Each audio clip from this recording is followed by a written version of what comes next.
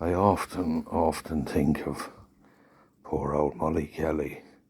She was my next door neighbour in Tor, and I knew her from I was a very young boy.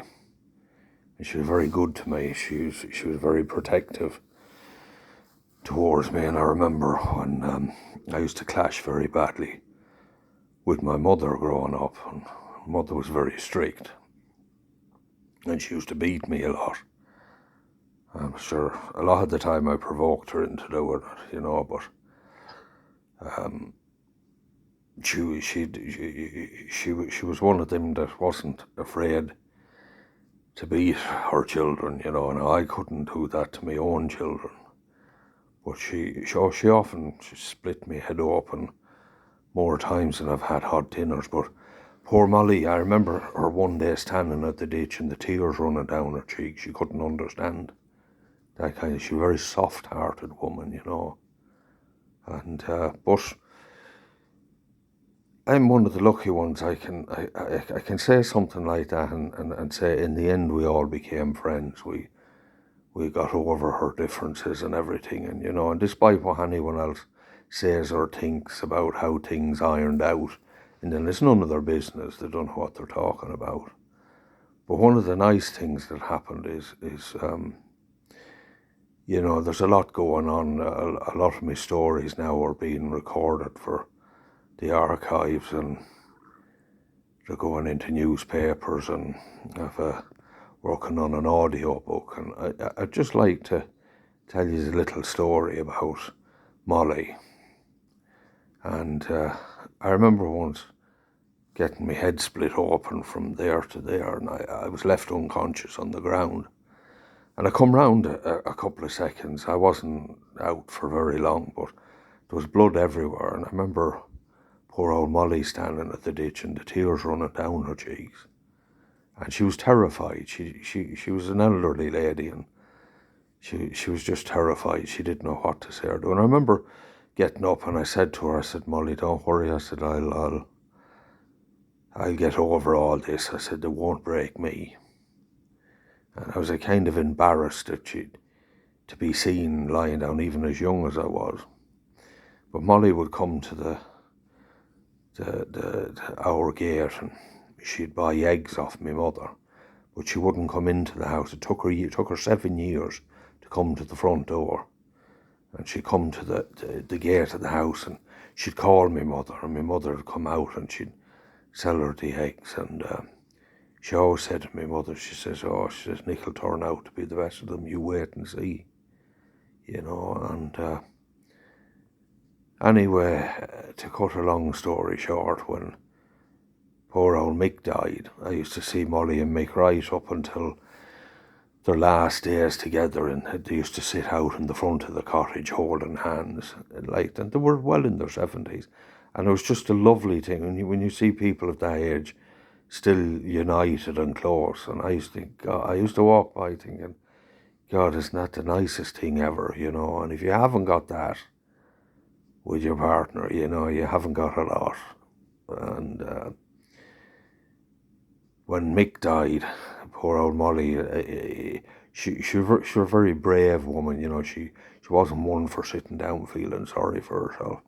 And I used to go in and, the story she told me about Tor House. She worked up there as a maid.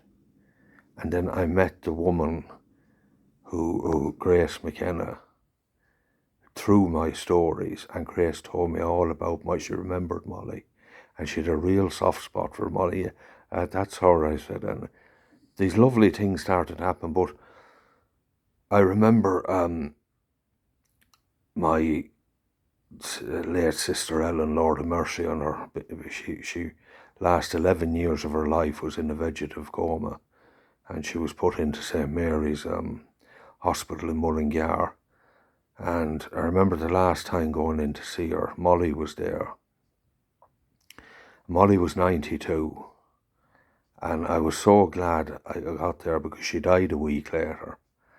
But I went in and we were chatting, and of course all I could do was hold Ellen's hand. She was non-responsive, and she knew it was breaking my heart because I adored Ellen. And she sat up in the bed, and she this long silver hair, and she was combing her hair with this comb, and she goes, "Now, Nick," she says, "make sure the next time you come back from England, bring the ring." She says, "It's about time we got married," you know. And that was her sense of humour, because she knew I was breaking up inside after sitting with my sister Ellen. And that's the kind of woman she was, you know. The week before she died, and I got to say goodbye to her. But this story is about when I started doing these stories. I was messing about one night. I'd never been online or social media in my life. I don't know, it's about 9 or 10 years ago.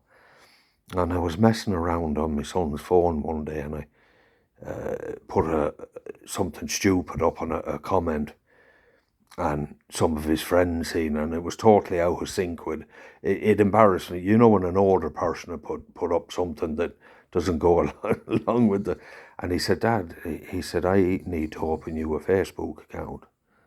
And I says, "What would I want one of them for?" He says, "You're a great storyteller," and he says, you've a lot of things," he said, that you're very good with," he said, "and you should be putting it out there." And I didn't really know what he meant, but he opened me up this one Saturday night, this Facebook account, and he said, "There you are, that's how you get in, that's how you send a message, that's how you do this." And I remember sitting there looking at it, and I didn't sleep very well that night, and for no particular reason, and it was about 2 o'clock, and I was looking at this, and sure, I didn't know how to begin a story, never mind end it, you know. And next thing, this ping came in, and I looked, and it was a friend's request, and it was my very first ever friend's request. And it said,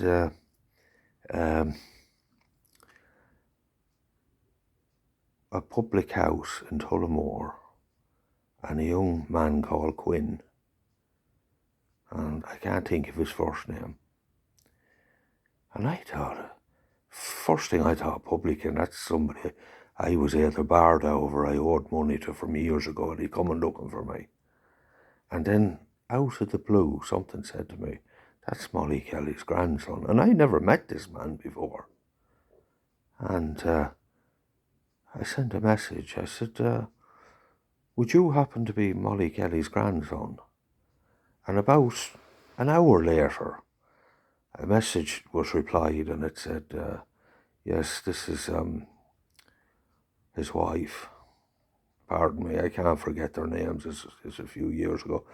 And it is Molly Kelly's grandson. I'm his wife. And she said, "I'd just like to inform you that it's the 10th anniversary in the morning of Molly's passing." And I was absolutely I can't describe the effect it had on me. And it was as if Molly just came right back into me. And my partner Mandy here could vouch for this. I went round for the next 3 days. I couldn't work.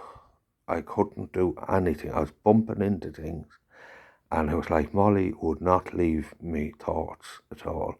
And she kept saying to me, "You must do this.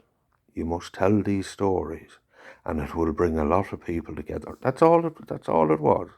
And I could feel her presence with me for them 3 days, and then it just went.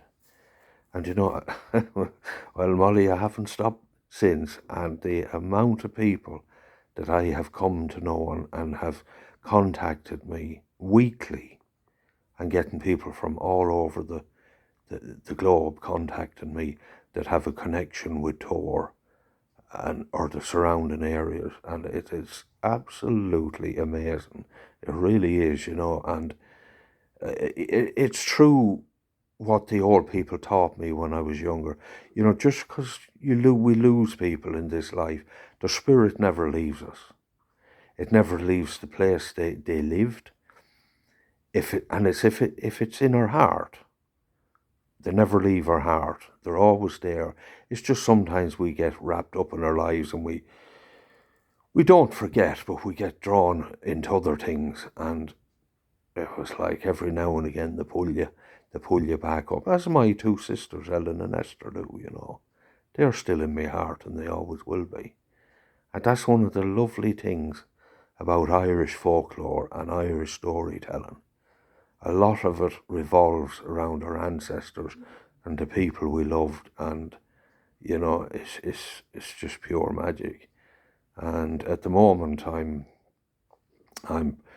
preparing to give over a lot of my stories to the archives, the Westmeath Heritage Archives. I'm going to be working on that. I'm going to have to go home and do some of that, and I'm working hard on an audio book to get some of these stories out, and I'm loving every minute of it. Now, what do you think of that?